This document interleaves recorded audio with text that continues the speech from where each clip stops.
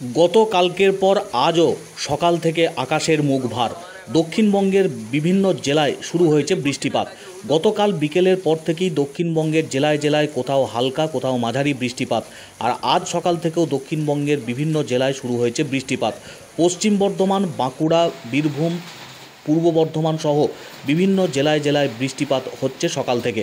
আবহাওয়া দপ্তর জানিয়েছে আগামী কাল এবং সোমবার পর্যন্ত এই আবহাওয়া প্রতিকূল থাকবে।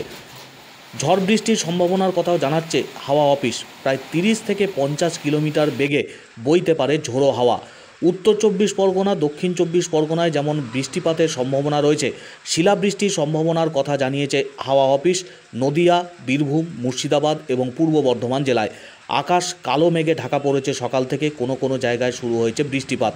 রাস্তায় বেরিয়ে নাকাল হচ্ছেন মানুষজন। আবহাওয়ার তাপমাত্রা যথেষ্ট নিম্নমুখী, প্রায় 2 থেকে 3 ডিগ্রি তাপমাত্রা এমনি কমে গিয়েছে। আরও কমার সম্ভাবনার কথা জানাচ্ছে হাওয়া অফিস।